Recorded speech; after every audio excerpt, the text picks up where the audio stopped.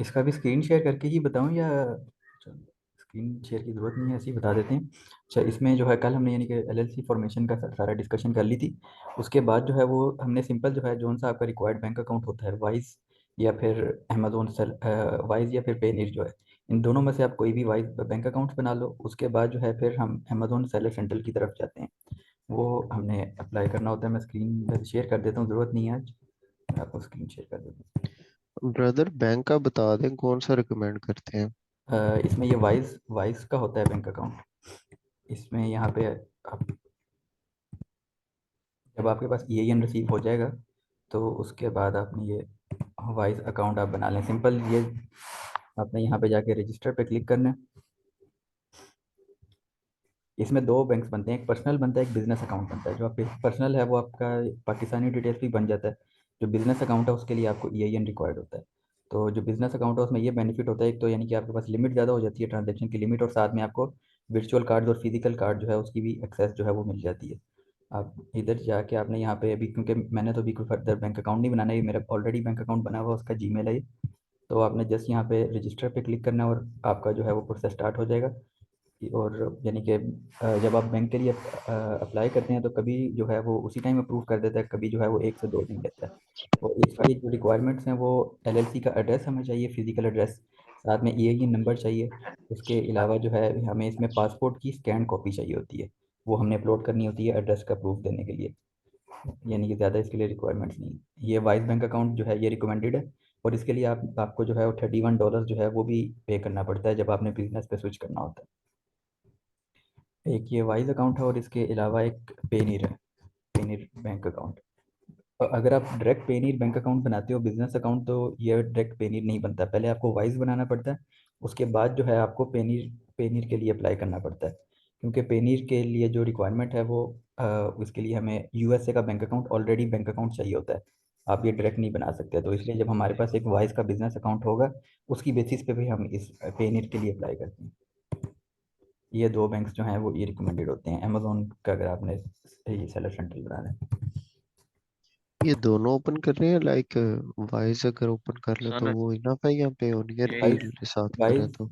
Wise वैसे enough होता है, पर सर अक्सर दोनों अक्सर लोग जो है वो दोनों ओपन करते हैं। अरे एक क्योंकि अक्सर जो है वो किसी का वाइस ब्लॉक हो जाता है, किसी का अगर कोई बैंक अकाउंट ब्लॉक हो जाता है, एक वाइस बैंक, सपोज करें किसी का एक वाइस अकाउंट ब्लॉक हो गया, तो फिर उनके लिए अल्टरनेटिव वे होता है कि वो पेनीर यूज़ कर सकते हैं। इसलिए पर इसलिए रिकमेंडेड होता है कि आप स्टार्ट में दोनों ओपन कर लें, क्योंकि अगर आपका आपने सिर्फ वाइस बनाया और आपका वाइस ब्लॉक हो गया, तो फिर आप, क्योंकि आपका वॉइस ब्लॉक है, आपके पास वाइस का बैंक अकाउंट नंबर नहीं है, अकाउंट नंबर, रूटिंग नंबर, तो फिर आप पेनीर भी नहीं बना सकेंगे, उसमें भी आपको डिफिकल्टी फेस आती है। इसलिए जो है अच्छा, मेरा पे ओनियर है जो वो 2016 से बना हुआ है, तो क्या मैं वो यूज कर सकता हूँ? आपका जो है वो पर्सनल अकाउंट बना हुआ है पेनीर या बिजनेस अकाउंट है? जी। जी पर्सनल है वो तो। पर्सनल अकाउंट है। नहीं नहीं, वो आप यूज़ नहीं कर सकते, क्योंकि वो आपका बिजनेस पे बेसिस पे नहीं है, आपको उसको अपग्रेड करना पड़ेगा बिजनेस पे, आपको वो बिजनेस पे अपग्रेड करना पड़ेगा। ठीक है, बेस्ट हो गया। और इसके अलावा जो है एक और, वाइस के साथ आप पेनीर बना लो, या एक और आपके पास अल्टरनेटिव है, ping pong bank account. Ping pong ये भी यानी कि वाइस से मिलता जुलता है, इसके लिए भी आपके पास ऑलरेडी जो है वो डिटेल्स होनी चाहिए किसी बैंक अकाउंट की, वो बेशक आपका वाइस हो जाए, कोई भी बैंक अकाउंट हो जाए, ये भी अल्टरनेटिव है उसका। पेन अगर किसी का पेनियर भी ब्लॉक हो जाता है, तो ये फिर थर्ड अल्टरनेटिव है कि आप ये पिंग पोंग यूज़ कर सकते हो। ये भी यानी कि बिजनेस अकाउंट में स्विच हो जाता है आपका, आपको वर्चुअल कार्ड वगैरह सब सब कुछ प्रोवाइड करते हैं। तो ये भी यानी कि एक अच्छा अल्टरनेटिव है, अगर किसी का जो है वो वाइस भी ब्लॉक हो गया, पेनियर भी हो गया, तो फिर ये थर्ड अल्टरनेटिव होता है, आप पिंग पोंग की तरफ जा सकते हो। ठीक अच्छा, है। इनके थ्रू हम जो ट्रांजैक्शन है वो पाकिस्तानी अकाउंट में डायरेक्ट कर सकते हैं? विड्रॉ की बात कर रहे हो आप? हाँ जी। हाँ हाँ, विड्रॉ सारों से हो जाती है, पर वो जो है क्योंकि बैंक है तो ये बैंक अपनी फ़ीस चार्ज करता है। अब लेट्स सपोज अब पेनीर में आपका ये पड़े हुए हैं $100, तो अभी डॉलर का करंट रेट 280 है, तो जब वो आप कन्वर्ट करोगे तो अपना 2% जो है वो कमीशन रखेगा। ट्रांसफ़र फीस जो होती है वो अपना, यानी कि आपको 280 चल रहा है तो आपको 270 या 272 के रेट पे जो है आपको विड्रॉ होकर आपके अकाउंट में मिलेंगे। अब ये हम, सही हो गया। और मतलब हम और वाइस के पेयोनियर का तो शायद वो हम सिर्फ जैज कैश ले सकते हैं आई थिंक। विड्रॉ की बात कर रहे हो आप, जेएस कैश में? हाँ जी। नहीं नहीं, ये किसी भी बैंक अकाउंट में विड्रॉ हो जाते हैं। जैस कैश में नहीं, अब मिज़ान में मैंने पेनी से डायरेक्ट मिज़ान में भी विड्रॉ किया हुआ है, उसमें इशू नहीं आता। विड्रॉ चले, थैंक यू। विड्रॉ हो और जाता वाइस का भी ऐसा ही है? है। हाँ, वाइस का भी बिल्कुल ऐसे ही है, वाइस का भी सेम है, पर मोस्टली जो है हम डायरेक्ट बैंक में विड्रॉ नहीं करते।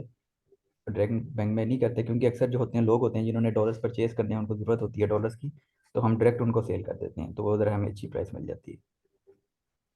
यानी कि जो करंट रेट चल रहा होता है वही रेट हमें मिल जाता है, डिडक्शन नहीं, हमें 2% फीस जो है वो पे नहीं करनी पड़ती। ठीक हो गया। ठीक है, अब ये हम चलते हैं अमेजोन सेलर सेंटर की तरफ। इसके लिए जो हमने साइन अप करना होता है इसमें, एक सेकंड, ये मेरा अकाउंट लॉगिन है, ये मैं लॉग आउट कर दूँ। हाँ, इस वॉल अमेजोन सेलर सेंटर के लिए एक तो ज़ाहिर बात है आपके पास कंपनी के जो हैं वो डॉक्यूमेंट्स होने चाहिए, बिजनेस एड्रेस होना चाहिए आपके पास। उसके अलावा जो है एक ईआईएन नंबर, जो है ईआईएन नंबर रिक्वायर्ड होता है। और सेकंडली जो है इसमें जब आपने अमेजोन अकाउंट अप्रूव करना है तो इसमें वो दो रिक्वायरमेंट्स हैं हमें, वो या तो आप आईडी कार्ड की बेस पे इसको अमेजोन सेलर सेंटर को अप्रूव कर दो, या फिर पासपोर्ट की बेसिस पे।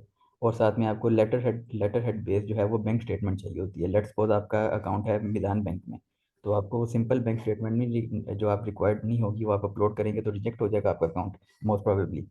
तो उसके लिए आपको लेटर हेड बैंक स्टेटमेंट चाहिए होती है जिसमें सारी रिक्वायरमेंट्स हों, आपके होम का एड्रेस लिखा हो उस पर, बैंक का एड्रेस लिखा हो, बैंक का लोगो हो और मैनेजर का साइन हो। क्योंकि ये अमेजोन जो है वो बैंक स्टेटमेंट के थ्रू जो है आपका एड्रेस वेरीफाई करता है जो पासपोर्ट या आईडी कार्ड पे होता है। तो इसलिए आपको लेटर हेड बैंक स्टेटमेंट चाहिए, आईडी कार्ड की स्कैन कॉपी या फिर पासपोर्ट। पर मैं रिकमेंड करूँगा आप पासपोर्ट की बेस पे जो है अमेजोन अकाउंट अप्लाई करो। अगर आप आईडी कार्ड की बेस पे करोगे तो उससे जो है वो काफ़ी ज़्यादा रिजेक्शन के चार्जेस होते हैं, 50-50 होता है। अभी मैंने भी एक लास्ट वीक अप्लाई किया था पास आईडी कार्ड की बेस पे, तो अकाउंट जो है उन्होंने रिजेक्ट हो गया। अब मैंने उसको रीअप्लाई किया पासपोर्ट की बेस पे, तो इसलिए पासपोर्ट जो है रिकमेंडेड होता है। पासपोर्ट की अगर आप बेस पे जो है वो अकाउंट करते हो। सही है। ठीक है, अभी यानी कि मैं आपको थॉरली बता सकता हूँ क्योंकि फिजिकल अकाउंट नहीं अप्लाई करने के लिए कोई, तो इसलिए अभी मैं आपको जो है वो तो थोड़ा यार कोई आप डमी ईमेल यूज कर लें, आप जस्ट वो सब प्रोसेस, वो फॉर्म तो ओपन कर सकते हैं डमी ईमेल के साथ। फॉर्म मैं देखता हूँ।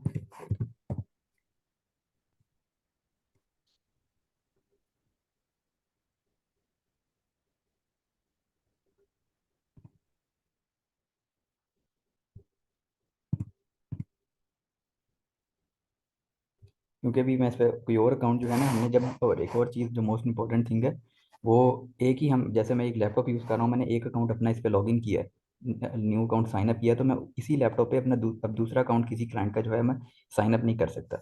वो कर तो लूँगा, इशू नहीं होगा, पर जब फ्यूचर में जाके 1 महीने 2 महीने बाद जो है, अक्सर आजकल अमेजोन जो है वो लिंक्स कर रहा है, अगर मेरा जो पुराना अकाउंट है अमेजोन का वो ब्लॉक होगा, तो उसके साथ ही जो है ये अमेजोन जो है ये जो न्यू अकाउंट होगा, इस लैपटॉप पे जितने भी अकाउंट बने होंगे इस आईपी पे, तो अमेजोन जो है वो सारे अकाउंट जो है वो ब्लॉक कर देता है।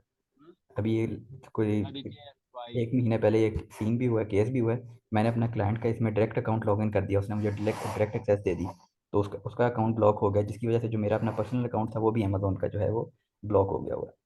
तो इसलिए जो है वो एक लैपटॉप में आप एक ही जो अकाउंट है वो साइन अप करते हैं।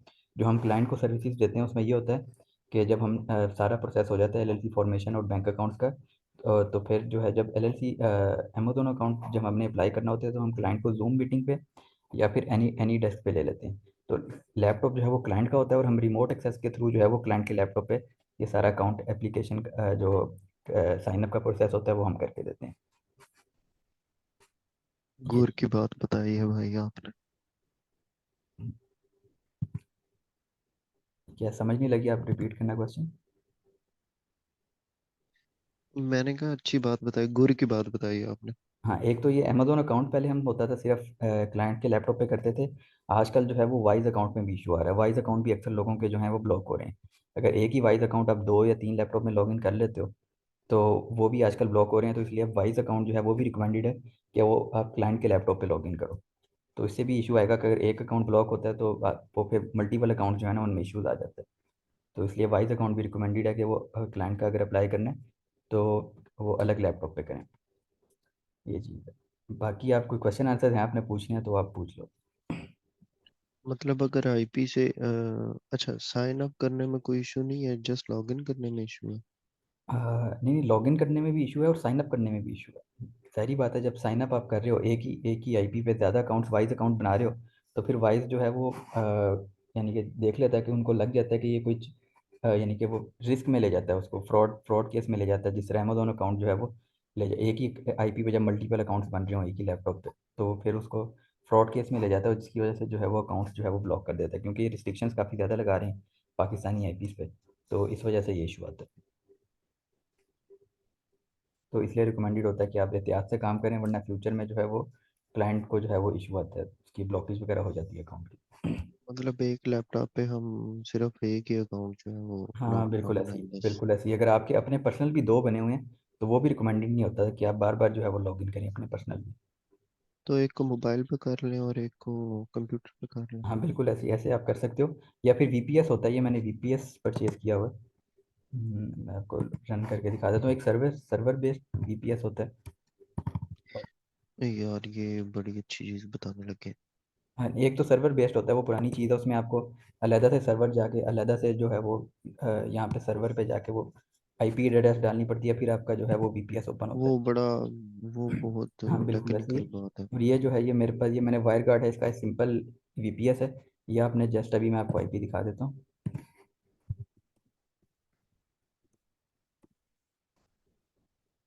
व्हाट इज़ माई आईपी, यहाँ पे आप चेक करें, अभी यहाँ पे आ रही होगी पाकिस्तान की, ये सिंध कराची की आ रही है। ठीक है, अब ये जस्ट मैंने इसको सिंपल एक्टिवेट करना है। ये वीपीएन नहीं है जो सिंपल होता है, ये वीपीएस है। पूरा आपका सर्वर जो है वो चेंज करता है आपका। और ये देखें, जैसे ही मैं रिफ्रेश करूँगा तो ये यूनाइटेड स्टेट्स में जो है वो शिफ्ट हो जाएगा आईपी।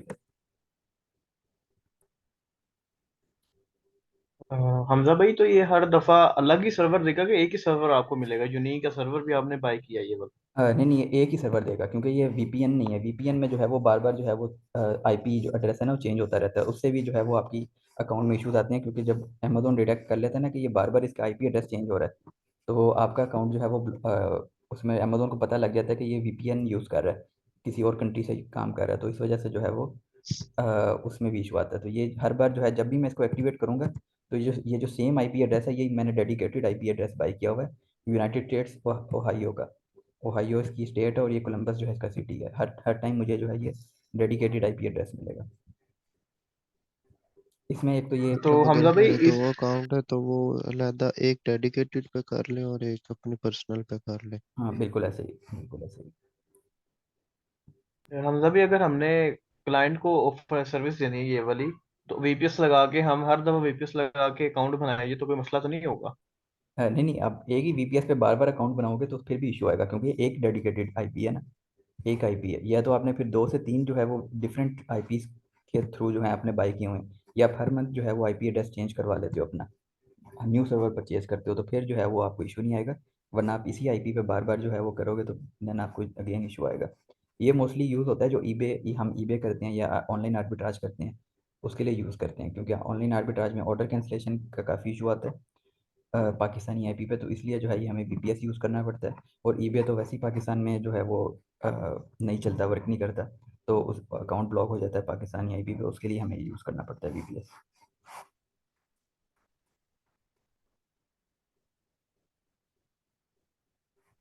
नाइस। इसको अभी मैं डीएक्टिवेट कर दूंगा, फिलहाल ज़रूरत नहीं है इसलिए। ठीक है, बाकी आपका ये अमेजोन अकाउंट के रिलेटेड कोई क्वेश्चन है तो वो आप पूछ सकते हो। Amazon नहीं ये अकाउंट के तो इसमें ना बहुत ज्यादा रॉकेट साइंस नहीं है। ये सिंपल से खाली ऑप्शन होते हैं जो कि आपने वहां पे अपना पासवर्ड वगैरह ऐड कर देना है, जो कि डॉक्यूमेंटेशन फॉर्म में होगा, पीडीएफ फॉर्म में आपने करना है, या आप दूसरे फॉर्म में भी कर सकते हो। ठीक है, और स्कैन जो आपने रखे होंगे डॉक्यूमेंट, बस वो जो जो ऑप्शन होगी सिंपल सा साइन अप है, वो आप कर लोगे। कोई इशू में रॉकेट साइंस नहीं है, आप खुद भी कर सकते हो। बस ऐसे ही है, इस रिक्वायरमेंट। पे तो यूट्यूब पे वीडियोस भी हजारों मिल जाएंगे। एग्जैक्टली, वो बस एक रिक्वायरमेंट्स ही होती है कि रिक्वायरमेंट जो आपने एक पासपोर्ट है ना वो अच्छे तरीके से आपने स्कैन करवाना है। ठीक है, स्कैन अच्छे तरीके से होना चाहिए, जितना अच्छा और जितना क्लियर स्कैन होगा उतना ही एक आपके चांसेस बढ़ जाते हैं। अगर आपने स्कैन वगैरह अच्छे तरीके से नहीं करवाया, वहां पे जाके रिजेक्शन के चांसेस बढ़ते हैं आपके। और जो बैंक स्टेटमेंट है जो उन्होंने हमजा ने बताया, वो थोड़ी वो कलरफुल होनी चाहिए। जो स्टैंप है ना, जो लोगो है, लेट्स सपोज के मिजान बैंक है ना, मिजान बैंक का जो लोगो है वो कलरफुल होना चाहिए, ब्लैक एंड व्हाइट लोगो नहीं होना चाहिए। हाँ वो कलर। अच्छा फैजान भाई, अगर फॉर एग्जांपल मैं दो कंपनियां चला रहा हूँ तो जी मैं जी। दो सेलर सेंट्रल बनाऊंगा, तो क्या मैं दोनों दफा अपने डॉक्यूमेंट दूंगा? हाँ कोई इशू वाली बात नहीं है। एलएलसी डिफरेंट डिफरेंट है ना आपकी, लेकिन क्रेडेंशियल आपके एक भी हो तो चलेंगे, कोई इशू वाली बात नहीं। ये ठीक। हाँ, एक और जो मैंने आपको बात बताई थी कि एक लैपटॉप में आपने एक अमेजोन अकाउंट अप्लाई यानी कि लॉगिन करना है, वो मेन मेन जो एक्सेस है ना उसकी मैंने आपको बात की है। अगर आपके पास चाइल्ड एक्सेस है, कोई आपको क्लाइंट चाइल्ड एक्सेस देता है, तो आप बेशक 10 चाइल्ड एक्सेस जो है एक लैपटॉप में लॉगिन करो, उससे इशू नहीं आता। मेन एक्सेस जो है वो आपने सिर्फ एक लैपटॉप में एक लॉगिन करनी है। अच्छा, सेलर सेंटर के अंदर कोई ये ऑप्शन होती है इसकी, चाइल्ड एक्सेस की? हाँ, वो चाइल्ड एक्सेस होती है, जो मेन एक्सेस होती है ना, वहाँ पे ऑप्शन होती है चाइल्ड एक्सेस की। तो आपने अगर किसी यानी कि लेट्स सपोज आपने सर्विसेज देनी है, तो क्लाइंट आपको चाइल्ड एक्सेस देगा, और वो आपकी अकाउंट की जो है वो रिक्वायरमेंट्स जो होती हैं, जो उसमें अ, होती हैं, वो लिमिट कर देगा जितनी आपको ज़रूरत होगी। वो आपको सिर्फ चीज़ें शो होंगी, यानी कि आप लेट्स सपोज आप मन कैश जो है अकाउंट में जो कैश होता है वो आप विड्रॉ नहीं कर सकोगे, या फिर प्रोडक्ट्स हम्म। जो है वो लिस्टिंग रिमूव नहीं कर सकोगे, प्राइसिंग नहीं चेंज कर सकोगे। वो इस तरह की चीज़ें जो हैं वो लिमिटेशंस होती हैं। वो अगर फुल एक्सेस देना चाहे क्लाइंट, आपको फुल एक्सेस भी दे सकता है, और ये विद लिमिटेशंस भी आपको चाइल्ड एक्सेस दे सकता है। सुपर। अच्छा हमजा भाई, मेरा ना प्रीवियस क्लास के बारे में ना कुछ सवाल थे, वो मैं आपसे पूछूं जरा। हाँ जी जी, पूछ लो आप।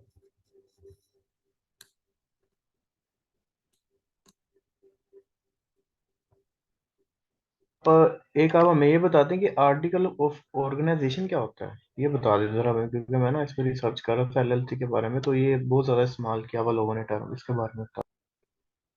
आर्टिकल ऑफ ऑर्गेनाइजेशन ये मेन डॉक्यूमेंट होता है जब आप एलएलसी फॉर्मेशन के लिए अप्लाई करते हो। जो उसके बाद जो है आपको जो आफ्टर 1 वीक जो डॉक्यूमेंट रिसीव होता है कंपनी का डॉक्यूमेंट्स, उसको जो है वो आर्टिकल ऑफ ऑर्गेनाइजेशन का डॉक्यूमेंट होता है, उसको कहते हैं। उस पे आपका कंपनी के बारे में सारा कुछ लिखा होता है, इन्फॉर्मेशन होती है, रजिस्टर्ड एजेंट की इन्फॉर्मेशन होती है, और सिग्नेचर वगैरह स्टैम्प जो है वो हुई होती है। और एक रीसेलर सर्टिफिकेट होता है, वो कहाँ से मिलेगा हमें? रीसेलर सर्टिफिकेट जो है वो ईएन के बाद का प्रोसेस है वो, यानी कि हर किसी के, अगर आपने ईबे करना है तो आपको रिक्वायरमेंट नहीं होती उसकी। वो सिर्फ अगर आपने अमेजोन पे होलसेल करना है, या फिर ईबे पे आपने अगर होलसेल करना है, तो तब आपको ज़रूरत पड़ती है उसकी। अदरवाइज अगर आपने वॉलमार्ट पर ड्रॉप शिपिंग करनी है, ईबे पर ड्रॉप शिपिंग करनी है, अमेजोन पीएल करना है, अमेजोन ड्रॉप शिपिंग करनी है, तो उसको आपको ज़रूरत नहीं होती। वो सिर्फ होलसेल मॉडल के लिए ज़रूरत है। वो बेशक आप अमेजोन पे करो, या ईबे पे करो, या वॉलमार्ट पे करो। इधर मैं आपको दिखा देता हूँ डॉक्यूमेंट, अगर है मेरे पास।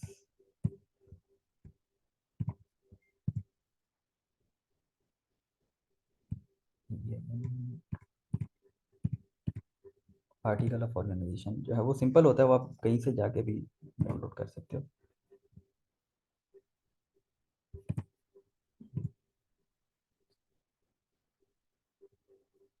एक सेकंड में आपको बल्कि दिखाई देता हूँ, ये वीपीएस ऑन करके कैसे आपने जो है वो आर्टिकल ऑफ ऑर्गेनाइजेशन डाउनलोड करना होता है।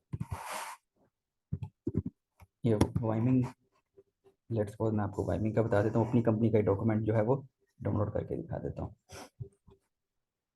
जब यहाँ से एक तो हम नेम चेक करते हैं, और जब हमारे पास जो है वो एलएलसी रिसीव हो जाती है, हमें 1 वीक जो है जब हमने डॉक्यूमेंट्स उसके डाउनलोड करने होते हैं, वहाँ पे आपने जाके जस्ट अपनी एलएलसी का नेम पुट करना है। यहाँ पे एक्टिव स्टेटस आ रहा होगा, और साथ में ये नीचे जाके आपने हिस्ट्री में जाके ये इनिशियल फाइलिंग जो डॉक्यूमेंट है ये आपने डाउनलोड कर लेना है। इसको ही आर्टिकल ऑफ ऑर्गेनाइजेशन कहते हैं। ये देखें, ये limited liable company article of organisation, ये मेरी कंपनी का नाम आ रहा है। इसका एड्रेस आ जाता है सारा, प्रिंसिपल ऑफिस एड्रेस किसके नाम पे रजिस्टर्ड है, और ये सारे सिग्नेचर्स हुए होते हैं। और ये नीचे जो है वो जो हमने फाइलिंग जो की होती है, उसमें जो हमने सारा जो इन्फॉर्मेशन पुट इन की होती है, फ़ोन नंबर, कॉन्टैक्ट नंबर, और साथ में नीचे जो है वो डिपार्टमेंट जहाँ से भी हम जिस स्टेट में भी रजिस्टर कर रहे हैं उनका सिग्नेचर आ जाता है। इसको जो है वो आर्टिकल ऑफ ऑर्गेनाइजेशन कहते हैं।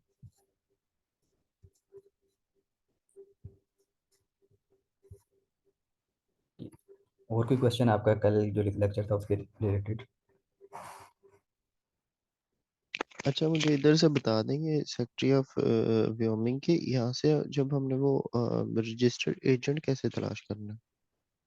हर स्टेट का, यानी कि आपको मैंने कल उसका बताया था, नॉर्थ कैरोलिना का बताया हाँ था, इसी जी। तरह नॉर्थ कैरोलिना रजिस्टर्ड एजेंट, तो इसी तरह आपने हर स्टेट का जो है वो नॉर्थ कैरोलिना रजिस्टर्ड एजेंट जो है वो लिख के आपने वहाँ से जो है वो उससे उसने आपने एड्रेस बाय कर लेना होता है। वो काफ़ी ज़्यादा होते हैं, उसमें से जो आपको जो बेस्ट लगता है, आपको जो बेस्ट लगता है, आपको लगता है कि जौन सी बेस्ट सर्विस प्रोवाइड कर रहा है, आप वहाँ से जो है वो एजेंट परचेज कर सकते हो। तो हमजा भाई, आपके पास कोई ऐसी लिस्ट वगैरह नहीं है जिस पे आप मतलब आप एक्सपीरियंस्ड बंदे हो, अगर डाटा हमारे साथ शेयर कर दो तो। लिस्ट तो ऐसा नहीं बनाई हुई मतलब क्योंकि वो जब हम्म, भी इनमें फाइल करना होता है जहाँ से हमें यानी कि बेस्ट प्राइस मिल रही होती है, तो हम उधर से जाके परचेज कर लेते हैं एजेंट। मतलब सभी लेजिट होते हैं, कोई और स्कैम का चक्कर नहीं है? नहीं नहीं, स्कैम भी यानी कि आप ज़्यादा डाउन में अगर सेकंड पेज पे चले जाते हो इसके, आप ये वेबसाइट जो है इसकी सेकंड पेज पे जाओगे तो जाहिर बात है वहाँ पे स्कैम भी होते हैं। तो इसलिए रिकमेंडेड होता है जो टॉप में पहले 2 या 3 जो आ रहे हैं आप उनमें से ही परचेज करो, जो फर्स्ट पे 2 से 3 जो एजेंट आ रहे होते हैं। और अक्सर एक तो ये रजिस्टर्ड एजेंट ऑनलाइन होता है, और अक्सर जो है वो अगर हमारा जो है कोई एजेंट यूएसए में है, तो मेरा अगर लेट्स सपोज मेरा फ्रेंड है यूएसए में रहता है वो, तो मैं उसको भी एज एजेंट जो है वो हायर कर सकता हूँ। जो डॉक्यूमेंट्स हैं मैं उसके एड्रेस पे भिजवा दूंगा, वो सिंपल जस्ट स्कैन करके जो है वो मुझे फॉरवर्ड कर देगा। लेकिन उसमें इशू ये होता है मतलब कि कोई जो डॉक्यूमेंट्स वगैरह आगे पीछे कहीं पे हो जाए, तब इशू वो होता है, और वो अपने एड्रेस पे वापस खुद की कोई एलएलसी वगैरह नहीं बना सकता। हाँ, ये इशू आता है उसमें, तो इसलिए रिकमेंडेड होता है कि आप ये ऑनलाइन ही परचेज करो।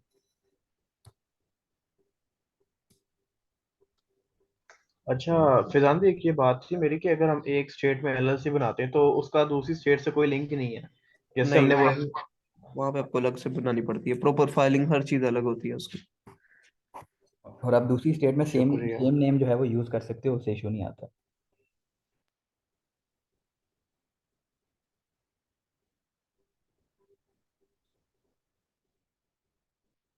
ठीक हो गया।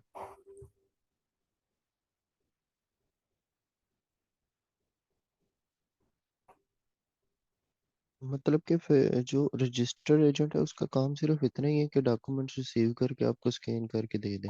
हाँ बिल्कुल ऐसे ही है। आपको यानी कि एक तो ये एलएलसी के डॉक्यूमेंट्स आते हैं, और साथ साथ आपको हर हर क्वार्टर पे, हर क्वार्टरली बेसिस पे जो सेल्स टैक्स होता है उसके बारे में इंफॉर्मेशन देता है वो, इनकम टैक्स की इंफॉर्मेशन दे देता है आपको, और फ्रेंचाइज टैक्स जो भी टैक्सेस आपको देने होते हैं वो भी आपको साथ जो है वो साथ साथ अपडेट करता रहता है। या अगर कोई आपकी एलएलसी में कोई इशू आता है, उसके उसके बारे में भी जो है वो आपको इन्फॉर्मेशन देता रहता है। ये उसका यानी कि होता है काम, अब आपको अप टू डेट रखना जो है ना उसका, वो ये काम होता है उसका। ठीक हो गया। चलो वैसे हो गया, बाकी जो नेक्स्ट है वो हम देख लेते हैं कि जी, जो हमारी लिस्टिंग होती है, फर्स्ट लिस्टिंग वो हमने कैसे करनी है। हम तो यहाँ पे आप रिकॉर्डिंग स्टॉप कर दो, मैं अपनी तरफ से ना वो 1 मिनट ऑन कर लेता हूँ। ठीक। तो